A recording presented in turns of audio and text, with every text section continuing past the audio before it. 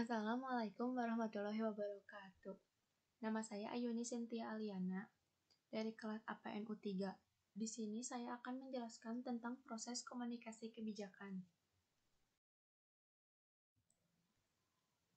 Analisis kebijakan adalah awal bukan akhir dari upaya untuk meningkatkan proses pembuatan kebijakan.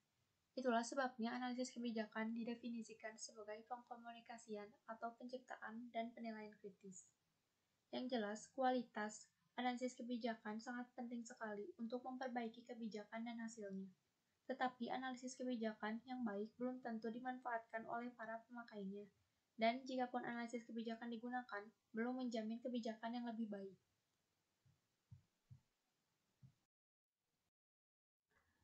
Komunikasi kebijakan.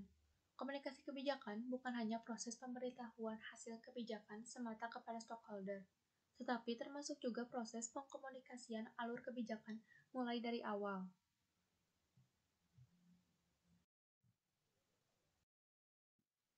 Ini adalah bagan proses komunikasi kebijakan. Dalam analisis kebijakan dapat dipandang sebagai proses 4 tahap yang melibatkan analisis kebijakan, pengembangan materi, komunikatif interaktif, dan utilisasi pengetahuan. Garis patah-patah dan mengisyaratkan pengaruh analisis dalam proses pemanfaatan pengetahuan yang terbatas dan tidak langsung. Dan garis penuh menggambarkan bahwa analisis kebijakan secara langsung mempengaruhi kesimpulan yang dicapai melalui penerapan prosedur analisis kebijakan maupun bentuk isi yang relevan dengan kebijakan.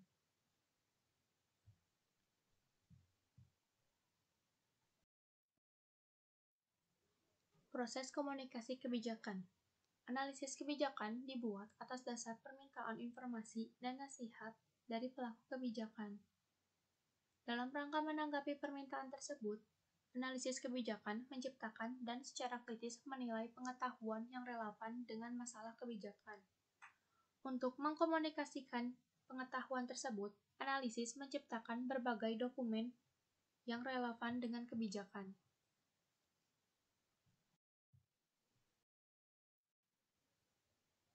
Dokumen yang relevan dengan kebijakan. Pembuatan dokumen yang relevan yaitu dokumen yang berisi pengetahuan dan keterampilan dalam mensintesikan, menyederhanakan, meringkas, memaparkan informasi. Dokumen yang relevan dengan kebijakan terdiri dari yang pertama adalah sintesis. Analisis lazimnya bekerja dengan ratusan halaman laporan yang telah terpublikasi.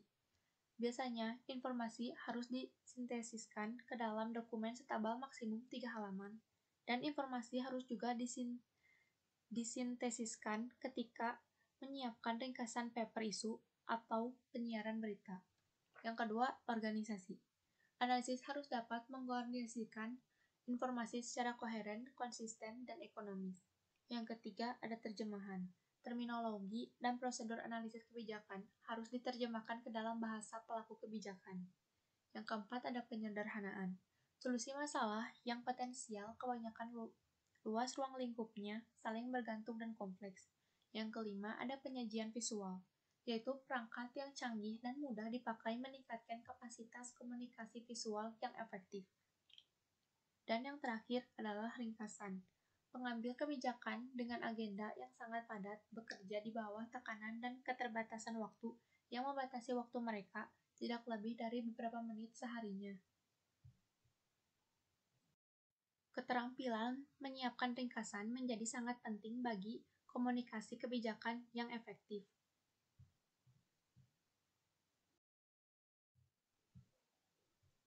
Dokumen komunikasi kebijakan. Yang pertama ada nota kebijakan, yaitu menjelaskan dan memadukan isi, kesimpulan, dan rekomendasi yang terdapat dalam penelitian dan dokumen lain.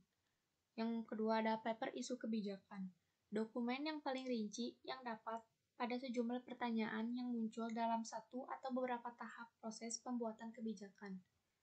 Dan yang terakhir adalah lampiran siaran berita, biasanya meringkas kesimpulan dan rekomendasi laporan kebijakan. Jika tujuannya adalah untuk berkomunikasi dengan pembaca langsung, maka ringkasan eksekutif atau nota kebijakan adalah sarana yang paling efektif. Jadi, daya guna pengetahuan yang dikemukakan dalam dokumen-dokumen kebijakan ditentukan oleh karakteristik pelaku atau pembaca dan konteks yang mempengaruhi atau dipengaruhi oleh proses pembuatan kebijakan. Pada gilirannya, dokumen-dokumen tersebut berguna sebagai bahan untuk berbagai strategi komunikasi interaktif dalam percakapan, konferensi, dengar pendapat, briefing, dan lain-lain. Tujuan dari penciptaan dokumen-dokumen yang relevan dengan kebijakan dan presentasi lisan ini adalah untuk meningkatkan prospek pemanfaatan pengetahuan dan diskusi terbuka antara pelaku kebijakan pada beberapa tahap proses pembuatan kebijakan. Presentasi kebijakan. Pada awalnya, media komunikasi yang lazim dipakai adalah lewat pos. Mengirimkan versi asli surat keputusan. Keterbatasan media ini adalah probabilitas bahwa dokumen-dokumen tersebut mencapai pihak-pihak yang membutuhkan. Probabilitas pemanfaatan akan meningkat jika substansi dokumen kebijakan tersebut dikomunikasikan melalui presentasi kebijakan. Cara komunikasi pengetahuan yang relevan dengan kebijakan yang bersifat interaktif yang terdiri dari 1. Percakapan konferensi, 2. Pertemuan, 3. Penerangan, dan yang terakhir dengar pendapat. Komunikasi kebijakan yang efektif bergantung pada kecocokan antara strategis komunikasi dengan karakteristik pemakai analisis kebijakan.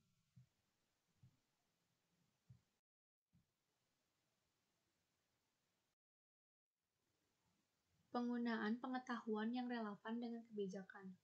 Tujuan analisis kebijakan adalah untuk memperbaiki kebijakan dengan cara menciptakan secara kritis menilai dan mengkomunikasikan pengetahuan yang relevan dengan kebijakan.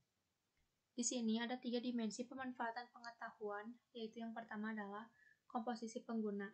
Analisis kebijakan digunakan oleh individu atau kesatuan kolektif. Misalnya, badan, biro, atau lembaga perwakilan. Jika penggunaan analisis mengandung perolehan dalam pemanfaatan pengetahuan untuk pengambilan keputusan, maka proses pemanfaatan pengetahuan merupakan aspek pengambilan keputusan secara individual. Sebaliknya, jika proses pemanfaatan mengandung pencerahan publik atau proses belajar kolektif, penggunaan pengetahuan yang relevan dengan kebijakan merupakan aspek keputusan kolektif. Yang kedua adalah efek pengguna. Pengguna analisis kebijakan memiliki efek kognitif dan perilaku. Efek kognitif dapat berupa penggunaan analisis kebijakan untuk berpikir mengenai masalah dan pemecahannya. Sebaliknya, efek perilaku dapat berupa penggunaan analisis kebijakan sebagai alat untuk melakukan aktivitas atau fungsi pengambilan kebijakan. Yang ketiga adalah lingkup pengetahuan yang digunakan. Lingkup pengetahuan yang digunakan oleh pengambil kebijakan bervariasi dari khusus ke umum. Ketiga dimensi penggunaan pengetahuan ini bersifat saling bergantung.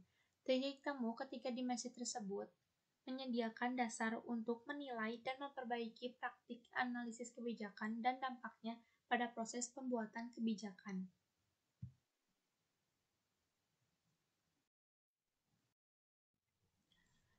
Sekian dari apa yang saya jelaskan. Mohon maaf apabila ada kesalahan kata. Wassalamualaikum warahmatullahi wabarakatuh.